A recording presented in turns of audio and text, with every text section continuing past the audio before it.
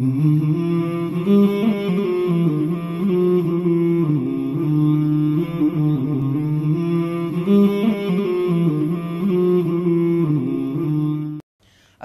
warahmatullahi wabarakatuh. Bismillah, salatu wassalamu ala rasulillah, amabad. Apa kabar para pemirsa Oma TV? Senang sekali pada kesempatan hari ini saya Ahwan Muruh kembali menjumpai Anda dalam program Sehat ala Rasulullah Live. Dan pada kesempatan hari ini kita akan membahas sebuah tema yang sangat menarik, yaitu penyakit-penyakit yang sering muncul pasca Ramadan. Mumpung sekarang kita masih berada di bulan Ramadan. Baik, bagi Anda yang bergabung bersama kami silakan di 08234 717 3333. Dan seperti biasa di studio telah hadir narasumber kita yang selalu menemani kita di setiap hari Sabtunya, yaitu Dr. Agus Rahmadi. Assalamualaikum, Dok. Waalaikumsalam. Gimana kabar hari ini, Dok? Alhamdulillah sehat ya, Dok ya. Puasa lancar, Dok? Alhamdulillah. Baik. Ini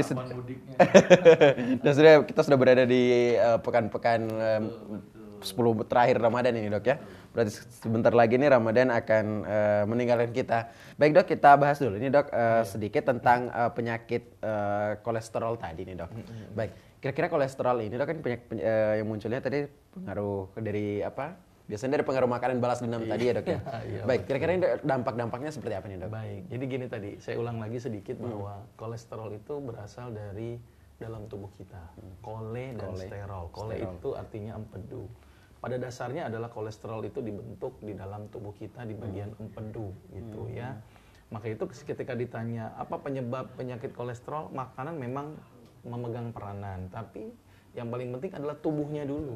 Makanya kenapa ada orang yang makan kambing begitu banyaknya, kolesterol nyaman-nyaman aja gitu ya. Tapi ada orang yang makan sedikit gorengan aja langsung tinggi kolesterolnya. Berarti sebenarnya adalah empedu dan hati kitnya bermasalah ya. Artinya tidak murni dari faktor makanan, tetapi bisa disebabkan juga karena faktor hati dan empedu kita bermasalah. Tapi sebaiknya ini perlu diantisipasi ketika bulan Ramadan dan pasca Ramadan gitulah. Pilihlah makanan-makanan yang tidak boleh lemak gitu, tapi jangan berlebihan. Salah satu lemak yang paling buruk itu adalah gorengan atau minyak goreng yang dipanaskan berulang-ulang atau bahkan santan. Ini yang paling sering minyak dan santan nih, Mas Afwan. Ini cukup banyak gitu ya. Artinya minyak dan santan ini menyebabkan nanti kondisi kolesterol dalam tubuh semakin meningkat. Nah, tubuh itu ternyata memproduksi banyak macam-macam kolesterol. Ada bahasa orang medisnya ada namanya trigliserid, ada LDL, ada HDL, ada kolesterol total. Nah, jadi variasinya cukup banyak. Jadi kolesterol itu ada yang baik, kolesterol juga ada yang buruk. Ya. Contoh kolesterol yang baik, contoh gitu ya, minyak zaitun gitu ya. Tapi kalau dipanaskan zaitunnya dengan penggorengan, itu juga berdampak buruk gitu ya. Atau misalnya VCO gitu ya, virgin coconut oil, sebenarnya bagus. Tapi kalau dipanaskan bermasalah lagi gitu ya. Minyak jagung bagus, tapi dipanaskan bermasalah lagi. Jadi kadang-kadang minyak itu pada dasarnya bagus, tapi karena proses pemanasan yang menyebabkan terjadinya kerusakan. Kelapa juga bagus, tapi kalau dibikin santan dimasak berulang-ulang juga akan terjadi kerusakan. Timbullah yang namanya trans fat. Nah, kolesterol itu dibagi menjadi dua, ada yang namanya HDL, ada yang namanya LDL. HDL itu artinya high density lipid. Kalau LDL adalah low density lipid. Apa bedanya? Karena dia LDL atau low density lipid, sehingga dia densitasnya rendah, low. Berarti dia mantulnya susah, jadi gampang nempel itu di dinding-dinding pembuluh darah. Tapi kalau high density lipid itu bisa mantul dia, gitu ya. Jadi tidak gampang menempel. Nah, jadi salah satu dampak dari penyakit kolesterol apabila kadar LDL-nya yang tinggi itu menyebabkan plak atau tersumbatnya aliran darah. Lama-kelamaan bisa menyebabkan terjadinya namanya aterosklerosis atau kekakuan dinding pembuluh darah akibat penumpukan lemak di dinding pembuluh darah. Nah, kalau lemaknya ke jantung, timbullah yang namanya jantung koroner. Kalau di otak, ya, nyumbatnya ke otak, timbul namanya stroke non hemorrhagic. Ya, kalau misalnya nyumbatnya misalnya di daerah kaki gitu kan, mungkin lama-lama bisa menjadi nekrosis atau warna hitam dimulai dengan kesemutan gitu ya. Jadi targetnya itu tergantung organ mana yang rentan, sehingga timbullah gejala berdasarkan kondisi organ. Nah, jadi hemat saya adalah saya tidak melarang makan minyak, tidak melarang santan, tapi dalam porsi yang tidak berlebihan lah. Jadi kalaupun terpaksa tadi yang kita bahas, Mas, kalau terpaksa dia makan santan banyak, makan daging, makan opor yang banyak, prepare-nya apa tadi? Apel dulu sebelum makan. Karena apel itu mampu mengikat lemak sehingga dia bisa dibuang lewat feses. Atau minumlah jeruk lemon sudah makan. Atau perbanyaklah bawang putih karena bawang putih juga mampu melisiskan lemak gitu ya. Atau misalnya makan daging, bumbunya nggak terlalu banyak, dagingnya boleh gitu ya. Atau proses pemasakannya harus diperhatikan gitu ya. Jadi artinya kita bisa prepare gitu ya. Nah, dalam dunia kedokteran, pengobatan kolesterol ini butuh obat. Yang paling sering itu biasanya simvastatin ya. Simvastatin ini adalah mekanismenya dengan cara mencegah pembentukan kolesterol. Tapi ada cara yang lebih alami. Salah satunya dengan yang tadi saya sebutkan apel, jeruk lemon, bawang putih, sama satu lagi temulawak dan kunyit. Temulawak dan kunyit. Nah, ternyata itu udah bagus untuk lambung, ya, tetapi dia juga bagus juga untuk mencegah tadi penyerapan kolesterol. Bahkan ada yang sederhana pengobatan kolesterol itu, Mas Afwan, yaitu dengan menggunakan rambut jagung. Rambut jagung Rambut itu ya? jagung. Makanya kalau makan jagung sama rambut-rambutnya kalau perlu, gitu ya. Dan harusnya di bulan Ramadan ini karena kita puasa menghabiskan lemak, dampaknya harusnya kolesterol turun. Seharusnya ya dok ya? Harusnya, tapi masalah tadi ya, ada ajang balas dendam, jadinya malah numpuk-numpuk lagi. Udah dihancurin, dibentuk lagi, dibentuk lagi gitu ya. Makanya saya ngobatin pasien kolesterol yang terbaik adalah dengan saya suruh puasa. Karena ternyata puasa itu mampu memetabolisme lemak. Nah, itu gambaran sedikit Mas Ahmad. Baik dok, ya. Terima kasih dok atas penjelasannya dan kolesterol ini memang penyakit-penyakit yang tanpa kita sadari sebenarnya dok, penyebabnya kayak tadi seperti dijelaskan tentang makanan-makanan yang mungkin kadang kita tidak sadari ketika mungkin benar dok pada saat kita silaturahmi kan kadang-kadang kita nggak sadar dok ya bahwa kita ini punya penyakit kolesterol sehingga kita ketika disuguhkan hidangan-hidangan Idul Fitri kita asik untuk menyantapnya. Baik dok, kita jawab dulu ini pertanyaan dok yang sudah masuk ini dari Hermawan di Banjarnegara. Ini pertanyaannya dok, makanan dan minuman apa saja ini mengandung kolesterol baik dan kolesterol jahat? Tadi juga sudah dijelaskan sedikit mengenai kolesterol baik tentang minyak zaitun. Iya, kemudian. iya. Jadi pada dasarnya selama itu dari nabati dan hewani sebenarnya baik sebenarnya. Tapi proses pemasakan ini yang menjadikan dia buruk sebenarnya. Daging itu pada dasarnya baik dalam kondisi mentah.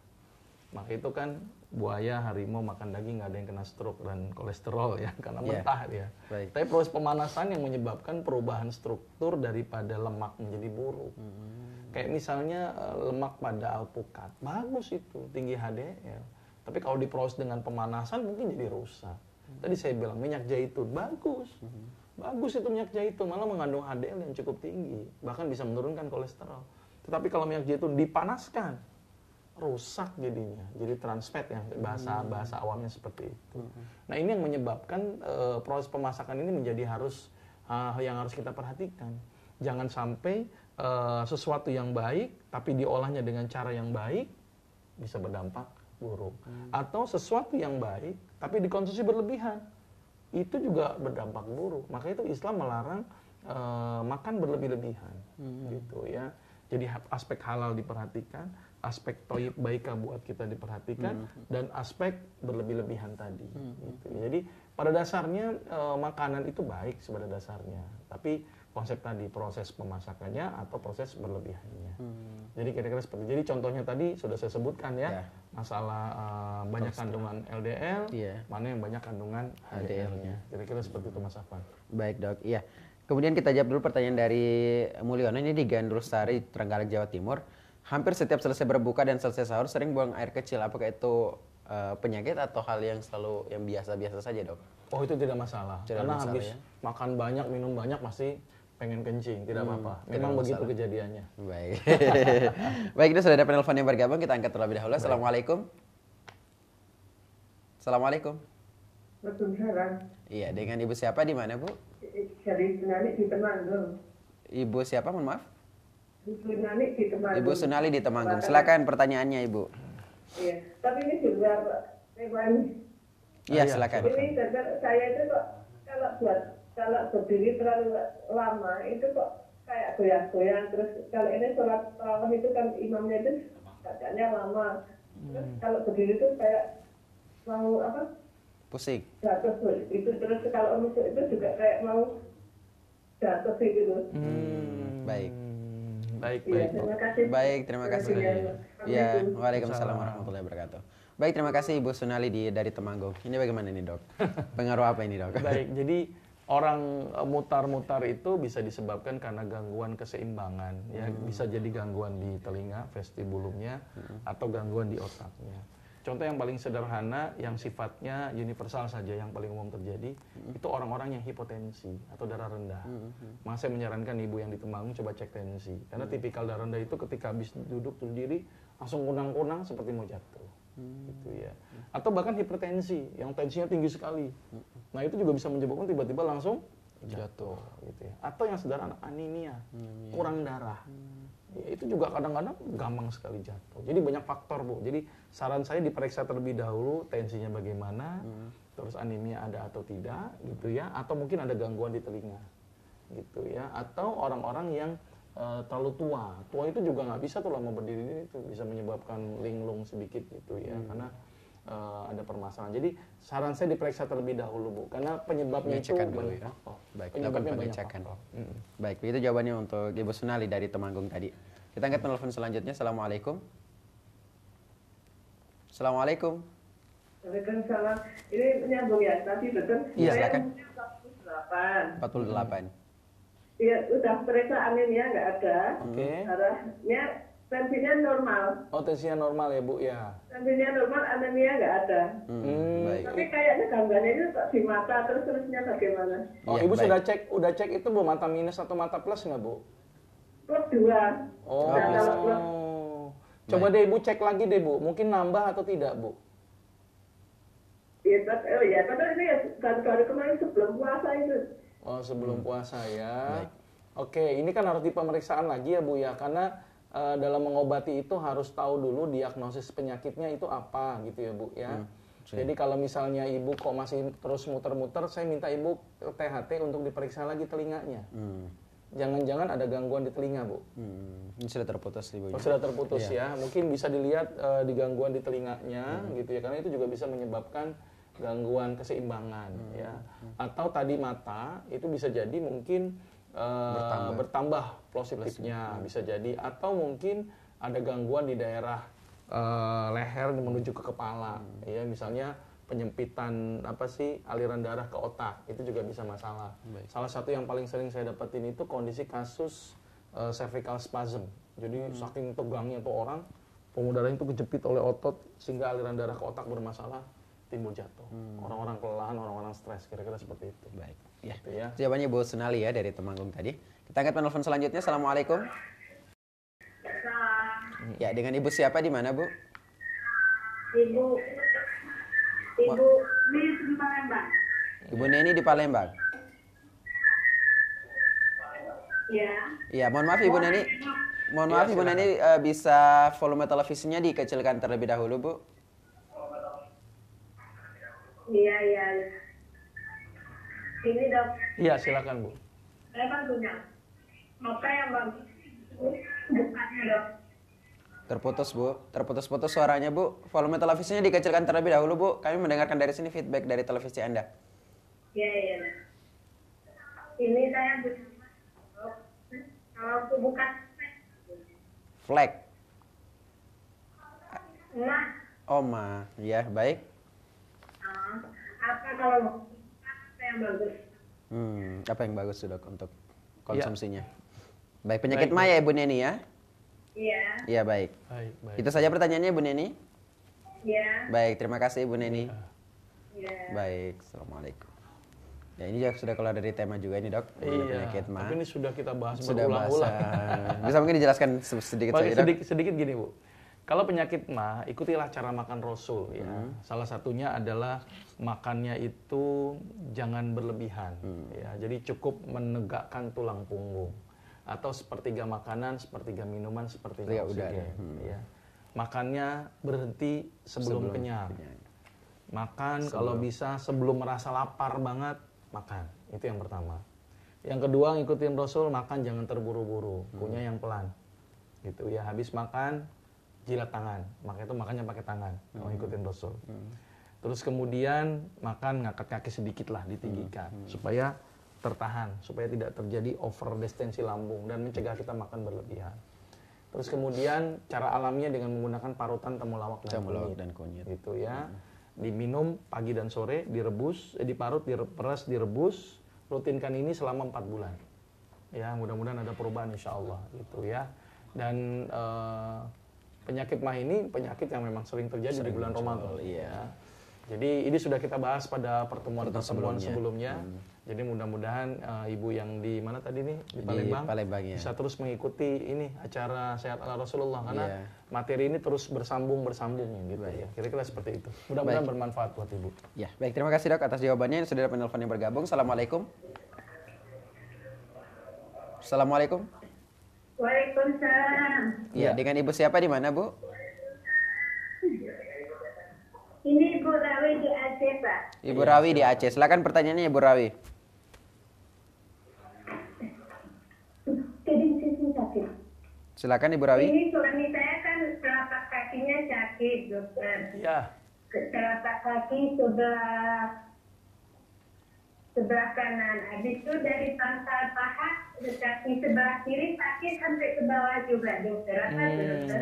Oh begitu ya. Sudah dicek Bu asam urat kolesterolnya Bu? Asam urat normal, kolesterolnya agak tinggi memang, dokter. Agak tinggi ya Bu ya. Berapa nilainya Bu? Dia asam urat 283 kolesterolnya, dokter. Tinggi sekali ya. Oke, ada masalah di tulang belakang pinggang nggak Ibu? Ada nggak masalah di tulang belakang di daerah pinggang bagian belakangnya, ada masalah nggak di situ Bu? Sering pegal gitu Dok ya? Itu belum tahu saya, dokter. Diperiksa dulu. Baik. Apa obatnya, dokter? Baik Ibu Rawi. Nanti akan kami jelaskan ya Ibu Rawi ya. Iya. Baik, terima kasih Ibu Rawi. Ya. Waalaikumsalam warahmatullahi wabarakatuh. Baik, silakan Dok. Jadi rasa sakit di telapak kaki atau di sepanjang kaki ini banyak faktor penyebab. Bisa jadi karena kelainan metabolisme tadi, misalnya asam urat tinggi, itu juga sakit. Bahkan kolesterol tadi yang tinggi pun bisa menyebabkan sumbatan aliran darah. Sehingga sirkulasi darah ke kaki juga menjadi bermasalah. Makanya salah satu tanda penyakit kolesterol itu kadang-kadang dimulai dengan kesemutan. Kaki kesemutan, tangan kesemutan. Karena aliran darah yang tidak bagus akibat tersumbatnya karena lemak tadi. Tapi bisa juga disebabkan karena kelainan saraf. Misalnya tulang belakangnya ini mohon maaf ada yang jepit gitu ya, jepit ke bagian sarafnya sehingga sirkulasi saraf ke bawahnya juga akan bermasalah. Apalagi kalau dilihat dari satu sisi gitu dari atas sampai ke bawah, itu perlu kita harus waspadai di daerah tulang belakang. Jadi saran saya coba dirongsenkan terlebih dahulu gitu ya. Tapi kalau mengikuti cara Rasul, apapun kondisi sakitnya ini, cobalah dengan berbekam terlebih dahulu dulu. Coba bekam di daerah pinggang, di daerah paha dan daerah kaki kita coba dulu gitu ya. Sambil kalau memang merasa tidak nyaman, coba kalau cara alaminya minum rebusan jahe, terus kemudian kencur dan sereh Bu. Ya, dicoba dengan itu dulu ya. Kalau mesinnya itu juga tidak ada perubahan, kita harus periksa apa permasalahannya gitu ya. Tadi di rongsen ya daerah lumbal dan sakrumnya. Takutnya ada saraf kejepit atau apa gitu ya, untuk memastikan dulu. Kalau memang tadi karena faktor kolesterol yang cukup tinggi, sebaiknya turunkan. Dengan cara apa? Puasa tadi. Jadi saya menyarankan habis puasa Ramadan, lanjutin Syawal, lanjutin Daud Bu selama 3 bulan. Mudah-mudahan bisa turun. Terus sobat alamiah tadi sudah saya sebutkan, temulawak, kunyit, bawang putih, apel, jeruk lemon, rambut jagung. Gitu ya. Jadi ada aspek ibadah sebagai obatnya, salah satunya, itu salah satu efeknya. Kemudian aspek alaminya. Kira-kira seperti itu Bu. Baik ya, itu jawaban untuk pertanyaan Ibu Rawi ya, tadi di Aceh ya. Baik, ini kita angkat penelpon selanjutnya. Baik, silakan dicoba kembali di 08234 717 3333. Bagi tema kita pada kesempatan hari ini adalah penyakit-penyakit yang sering muncul pasca Ramadan. Kita angkat penelpon terakhir untuk segmen ini ya Dok ya. Assalamualaikum. Waalaikumsalam warahmatullahi wabarakatuh. Baik, dengan Ibu siapa di mana Bu? Dari Fikri di Payakumbuh, dokter. Baik, Iya, Ummu Fitri di Payakumbuh, silakan. Saya baru mengikuti barusan. Iya. Tanya sakit asam urat apa obatnya? Iya. Oh, begitu ya Bu. Baik, untuk asam urat ya Ummu Fitri ya. Iya. Baik, terima kasih Ummu Fitri dari Payakumbuh sudah bergabung bersama kami. Waalaikumsalam warahmatullahi wabarakatuh. Nah, asam urat ini juga ini Dok, biasanya sering muncul juga ini Dok. Muncul, makanya belum selesai asam urat. Iya. Jadi begini, intinya asam urat itu yang pertama adalah sebenarnya bukan karena makanan murni gitu ya. Bisa disebabkan karena gangguan proses terbentukan purin yang bermasalah di daerah usus atau proses ekskresinya yang tidak benar akibat ginjalnya sudah tidak sempurna dengan baik. Makanya itu ada orang yang makan sayur bayam pun nggak ada yang asam urat, tapi ada orang yang makan sedikitnya asam urat. Jadi sebenarnya sayuran hijau atau makanan yang mengandung purin itu bukan penyebab, tetapi memperberat atau pemicu timbulnya asam urat. Takutnya nanti orang takut makan yang hijau-hijau, tukang bayamnya dibenci. Goro-goro ini nih, nggak gitu juga. Ya, buktinya kambing makan yang hijau-hijau nggak ada yang asam urat gitu ya. Berarti fungsi tubuhnya yang tidak baik. Gitu ya. Jadi langkah pertama kalau sudah asam urat ya hindari dulu faktor makanan yang mengandung purin gitu ya. Purin itu dimulai dari seafood itu cukup tinggi, jeroan cukup tinggi, daging ayam juga cukup tinggi, sayuran hijau tua cukup tinggi. Terus yang paling aman apa? Gitu kan? Semua makanan dilarang nih. Yang paling aman yang walaupun kadar purinnya ada tapi rendah, contoh ikan tawar lah, itu paling rendah sebenarnya dibandingkan yang lain. Terus kedelai juga ada tapi tidak terlalu tinggi. Dan yang tidak ada tuh contohnya sayuran yang selain warna hijau tua, kayak wortel, kentang, ya, terong, itu tidak ada itu kondisi purinnya. Jadi itu bisa dijadikan sebagai alternatif, jagung gitu ya. Itu salah satunya gitu ya. Itu yang pertama untuk makanannya dulu karena inti dari penyakit asam urat makanannya dulu. Ya mau obat sehebat apapun kalau makanannya bermasalah tetap saja. Nah, obat kedokteran sering diberikan obat yang namanya allopurinol. Allopurinol memang di satu sisi memang mampu menurunkan asam urat, tapi kalau kita melihat efek sampingnya ini yang saya khawatirkan. Ternyata bisa menyebabkan gangguan fungsi ginjal. Jadi hati-hati nih penggunaan allopurinol untuk jangka waktu yang lama. Boleh jadi udah fungsi ginjalnya masalah, dikasih allopurinol, tambah masalah, akibatnya malah jebol itu ginjalnya. Nah, itu jadi permasalahan. Nah, ada cara alami untuk mengurangi asam urat dari tanaman obat. Salah satunya yang paling sederhana daun salam. Daun salam ini herbal yang paling sederhana, paling mudah, murah, meriah, tapi cukup efektif untuk menurunkan. Di mana-mana ada ya? Di mana-mana ada. Mau di daerah Aceh, mau di Papua ada, gitu ya. Itu mampu menurunkan kadar asam urat gitu ya. Ditambah harus minum yang cukup, terus kemudian konsumsi daun salam. Tapi nggak bisa instan, daun salam langsung sembuh nggak juga, butuh waktu gitu ya. Pengalaman saya mau coba sekitar 1 bulan sampai 2 bulan. Nanti kita cek per 1 sampai 2 bulan. Nanti kira-kira gimana asam uratnya turun atau tidak. Tapi yang pasti adalah batasi mulut kita dulu. Itu untuk asam urat tuh sebenarnya mudah kok. Makan aja dibikin ngirit gitu ya. Bikin ngirit udah. Makanya ikan sama sayur-sayur yang nggak hijau tua udah selesai. Baiklah seperti itu Mas Afan. Baik ya, terima kasih Dok atas jawabannya dan kita harus jeda sejenak dan para pemirsa Omad TV kami masih akan kembali ke segmen selanjutnya. Untuk itu bagi Anda yang ingin bergabung bersama kami silakan di 08234 717 3333. Kami akan segera kembali setelah jeda berikut, tetaplah bersama kami di Live Sehat ala Rasulullah. Kembali lagi bersama kami di program Sehat ala Rasulullah dan masih bersama saya Huan Muru dan dokter kita Dr. Agus Rahmadi. Dan tema kita pada kesempatan hari ini adalah penyakit-penyakit yang sering muncul pasca Ramadan ini Dok ya.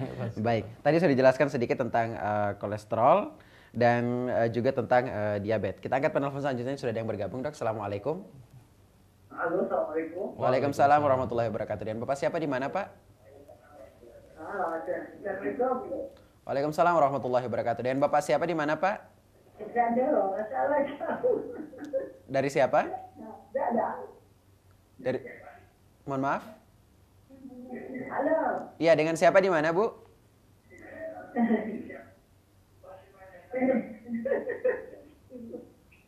Keputus. Dengan siapa di mana?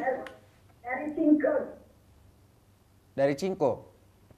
Cingko Jambi. Dari Jambi, ya. Dengan Cingko di Jambi. Silakan pertanyaannya. Pertanyaannya mau menanyakan daun salam itu bagaimana untuk menggunakannya? Untuk penyakit apa ini? Asam urat. Baik. Ya. Itu saja? Ya, terima kasih. Ya, baik. Terima kasih kembali sudah bergabung Ibu Cingko dari Jambi. Baik. Bagaimana, Dok? Tadi yang daun salam. Ya, daun salam tadi. Jadi penggunanya sederhana, Bu. Jadi tergantung kadar gula atau kadar asam uratnya gitu ya. Tapi saya menyarankan dimulai dengan dosis yang terendah. Jadi misalnya dicoba dengan 10 lembar ya dengan menggunakan 4 gelas air, direbus berkurang menjadi 2 gelas air, diminum tuh 2 gelas air pagi, Nanti daun salam yang sama dipakai lagi, direbus lagi 4 gelas menjadi 2 gelas, diminum di sore hari 2 kali. Ya, dievaluasi selama kurang lebih 3 hari bagaimana. Kalau misalnya kok keluhannya kok masih ada gitu ya, bisa tambahkan dosis menjadi 15 gitu ya.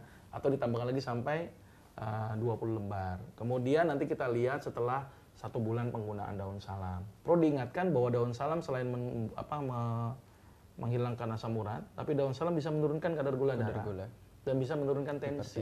Ya. Maka itu hati-hati untuk orang yang gulanya rendah atau tensinya rendah. Kalau misalnya dia punya asam urat, tensinya rendah, bagaimana? Nah, ketika ngerebus tinggal ditambahkan garam saja. Garam. Ya, biar mempertahankan tensi.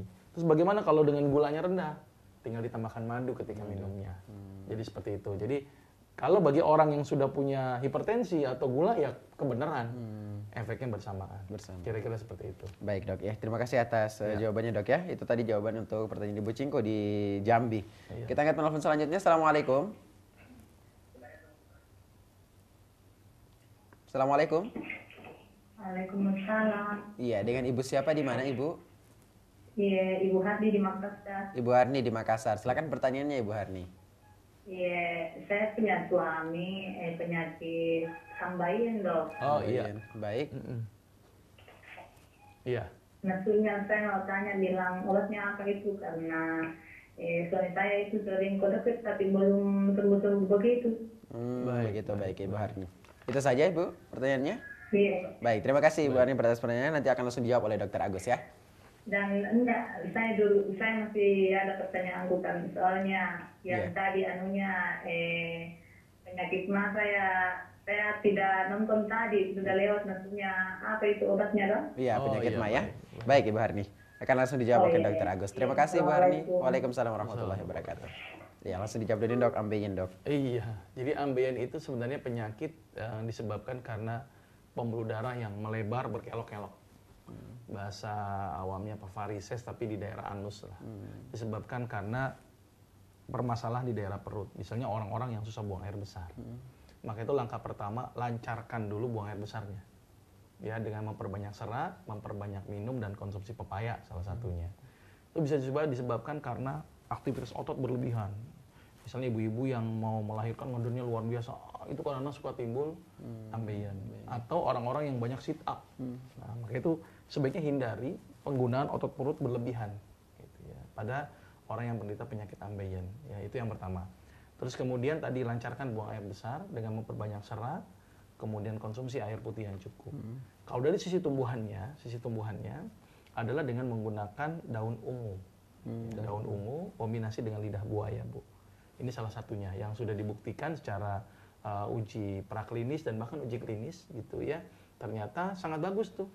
Bahasa awam namanya handelem orang Sunda, atau bahasa sederhananya daun wungu namanya bahasa orang Jawanya. Kalau orang Makassar saya tidak tahu bahasanya ya, tapi yang pasti ini daun ungu itu cukup efektif kombinasi dengan lidah buaya. Pengobatan yang saya coba penyakit ambeien itu kalau grade-nya belum grade 4 atau grade 3 itu masih bagus prognosisnya. Ya, dalam waktu 4-5 bulan itu akan mengalami pengecilan.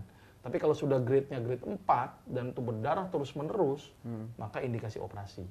Karena risiko dia akan menyebabkan terjadinya anemia karena perdarahan terus-menerus. Jadi kita harus melihat indikasi-indikasinya yang kapan perlu dilakukan tindakan, kapan tidak dilakukan tindakan. Terus kemudian penyakit mah tadi ya, ini diulang lagi nih, tapi nggak apa-apa lah sedikit. Salah satunya dengan menggunakan parutan temulawak dan kunyit. Parut, peras, rebus, diminumkan pagi dan sore gitu ya selama kurang lebih 4 bulan. Sambil diperhatikan cara makannya dan perhatikan pantangannya. Asam, pedas, susu, santan, gas, getah, stres. Baik, banyak juga ya dok ya. Ini pantangannya dulu karena kalau enggak ini akan memicu, apalagi bulan Ramadan tadi kan bukannya dengan yang seperti itu bisa menyebabkan lambung bermasalah. Mudah-mudahan ini bisa bermanfaat buat ibu yang di Makassar. Iya, baik Ibu Harni tadi ya di Makassar atas pertanyaannya. Terima kasih Ibu Harni atas pertanyaannya dan terima kasih dok sudah dijawab ya pertanyaannya. Kita angkat penelpon terakhir untuk segmen ini. Assalamualaikum. Halo. Assalamualaikum. Waalaikumsalam. Iya, dengan Bapak siapa di mana Pak? Pak Irwan di Aceh, Pak. Pak Irwan di Aceh. Silakan pertanyaannya Pak Irwan. Nah, apa Pak? Asam lambung, Pak. Asam lambung. Baik, asam lambung ya Pak Iwan ya? asam lambung. Apalagi bulan puasa ini sering naik gitu. Oh iya. Sering nih. Baik, itu saja. Itu aja Pak. Baik, terima kasih Pak Irwan atas pertanyaannya dari Oke, Aceh. Assalamualaikum. Waalaikumsalam warahmatullahi wabarakatuh. Dari Dari banyak yang lambung. Sedikit saya ulang Boleh. lagi. Jadi begini, ada beberapa faktor yang memicu asam lambung itu naik, gitu ya. Yang paling sering itu adalah salah satunya adalah makanan. Ya. iya. Terus kemudian faktor psikis, stres ini juga cukup sering, gitu ya.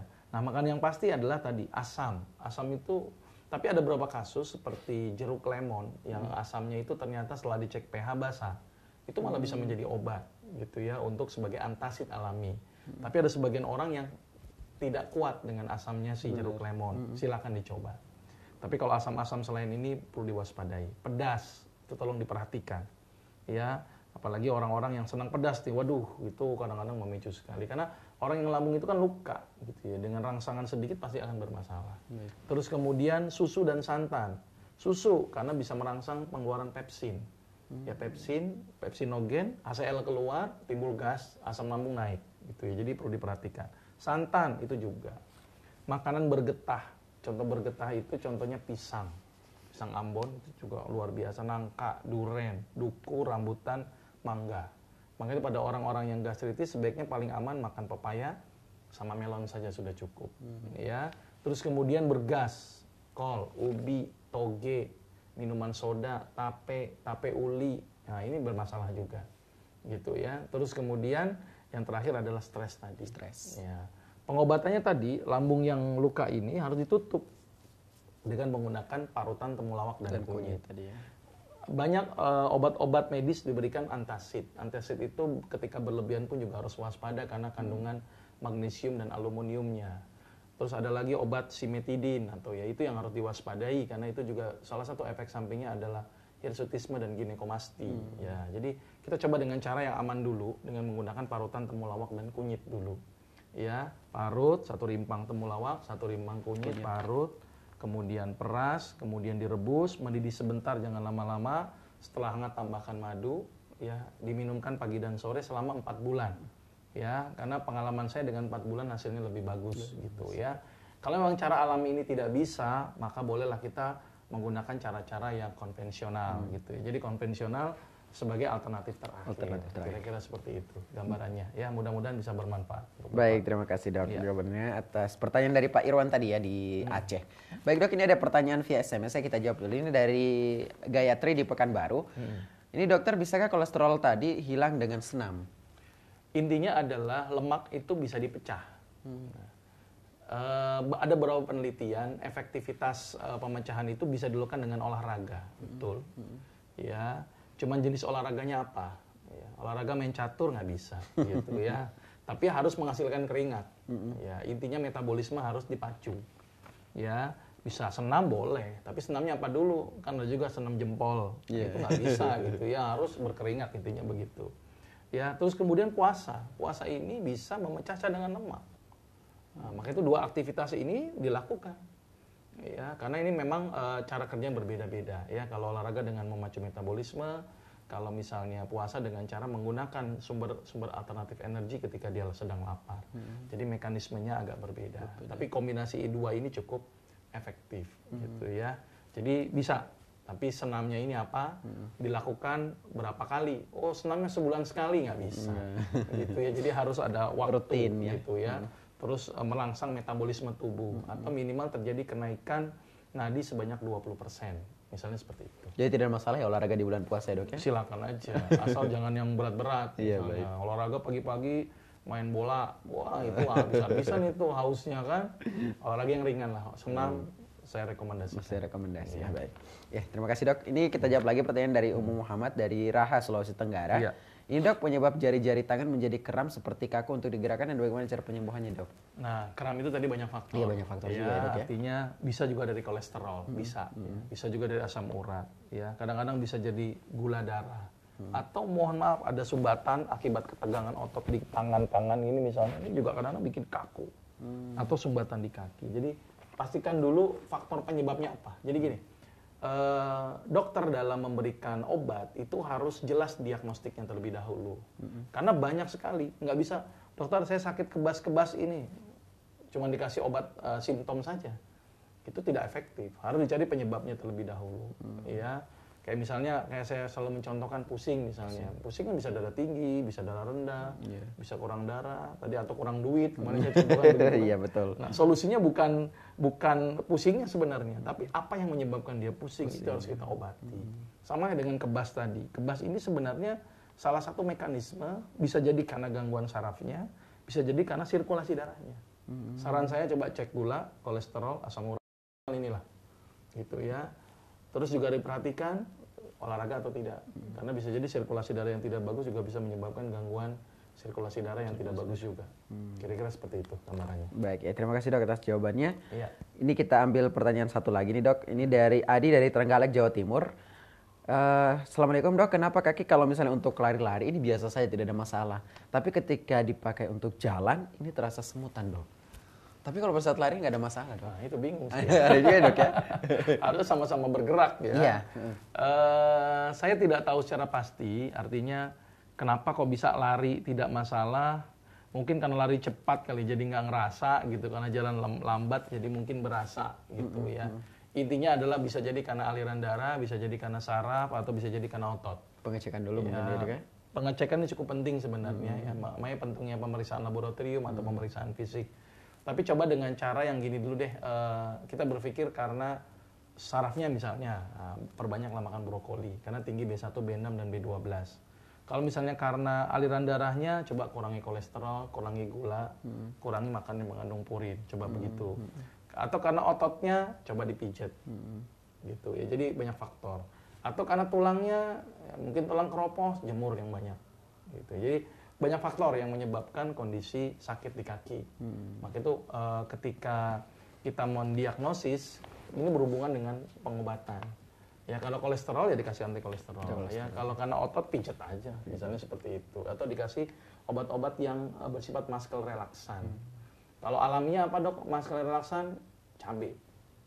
Maka itu ada namanya koyo cap cabai ya. Itu kan untuk muscle relaksan, untuk ototnya biar lembek gitu ya, biar rileks gitu. Ternyata ada yang paling mudah, cabai, ulek, tambahin air, tempel. Paling panas gitu ya. Tapi kan dikasih air jadi biar tidak terlalu panas. Baik. Kira-kira seperti itu Mas Sofan. Baik dok, ini ada pertanyaan satu lagi nih dok yang berhubungan dengan kolesterol dari Pak Rasid di Situbondo, Jawa Timur. Dok, kalau misalnya pukul 7 malam mata saya itu terasa berat buka matanya. Apakah ini kolesterolnya sekarang 243? 243 sebenarnya tidak terlalu tinggi ya. Jadi dikatakan tinggi itu kalau lebih dari 250 ya. Kalau 200 sampai 240 batas tinggi ya. Tanda-tanda yang paling sederhana dari kolesterol, tanda-tanda yang paling sederhana tadi rasa kesemutan. Sudah kita bahas tadi ya. Terus kemudian kadang-kadang merasa kaku nih di daerah belakang gitu ya. Ya, kalau berat ke organ ya berarti jantung, koroner, tergantung target organnya kemana. Maka itu kenapa pentingnya diet tadi, puasa, kemudian berbekam. Berbekam itu juga luar biasa untuk menderita kolesterol. Karena ternyata orang yang sebelum dibekam dan sudah dibekam kemudian dilihat kadar kolesterolnya ternyata juga bisa terjadi penurunan. Jadi bekam menjadi salah satu solusi gitu ya. Jadi tandanya tadi sudah tergantung organnya, tergantung targetnya, dan secara umum gambarannya seperti itu. Tapi umumnya orang yang kolesterol gemuk biasanya. Walaupun bisa juga orang yang kolesterol kurus. Bisa juga. Karena hubungannya dengan proses pembentukannya di empedu. Ya, maka itu kalau ngobatin kolesterol tuh jangan hanya berpikir dari makanan saja. Ya, tapi juga hati dan empedunya dibenarkan. Maka itu banyak orang, saya udah nggak makan macam-macam kok tetap kolesterol, ternyata hati dan empedunya bermasalah. Maka itu pentingnya makanan atau herbal yang sifatnya menahan penyerapan daripada kolesterol dan memperbaiki fungsi hati dan temulawaknya dengan apa, dan empedunya dengan apa? Kunyit dan temulawak. Kunyit dan temulawak ini sangat luar biasa pemirsa Somat TV. Jadi ada seorang profesor di Bandung yang dia itu hidupnya hanya dengan temulawak gitu ya. Temulawak itu menambah nafsu makan, menurunkan kolesterol, memperbaiki fungsi hati, melindungi lambung. Wah, luar biasa. Gitu ya. Jadi bumbu dapur ini luar biasa sebenarnya ketika diaplikasikan. Cuman masalahnya masyarakat mungkin perlu keyakinan dan perlu bukti. Sebenarnya bukti-bukti sudah banyak. Ya. Bahkan di formularium obat herbal asal Indonesia bisa di-download itu di Google gitu ya, tinggal download nanti ada keluar PDF, itu sudah ada bukti-bukti indikasi kontraindikasi tentang tanaman obat. Kira-kira seperti itu. Mudah-mudahan ini bisa bermanfaat. Baik dok, ya terima kasih dok. Ini kita terbatas oleh waktu dok dan Iya. kayaknya tadi pertanyaan dari Pak Rasid tadi adalah pertanyaan terakhir kita untuk hari ini. Insya Allah kita bertemu kembali di pertemuan selanjutnya dok ya. Insya Allah, insya Baik, Allah. baik Sabtu besok Lebaran berarti Sabtu ya. lebaran berarti Depannya kita lagi. belum ada ya. Insya Allah 2 pekan ke depan lagi Insya Allah kita akan live lagi. Baik, saya ucapkan terima kasih juga kepada para pemirsa Umat TV yang sudah bergabung bersama kami dan mohon maaf jika masih ada pertanyaan yang belum sempat kami jawab. Insya Allah kami akan jawab di pertemuan-pertemuan selanjutnya. Dan kami juga ucapkan terima kasih kepada Anda yang telah menyaksikan kami, menyaksikan program Sehat ala Rasulullah ini. Dan insya Allah Sehat ala Rasulullah nanti akan hadir kembali 1 pekan setelah Idul Fitri. Dan seluruh kru yang bekerja pada kesempatan hari ini mengucapkan terima kasih atas perhatian Anda. Dan subhanakallahumma bihamdik, asyhadu an la ilaha illa anta astaghfiruka wa atubu ilaik. Wassalamualaikum warahmatullahi wabarakatuh. Waalaikumsalam. Jazakallah.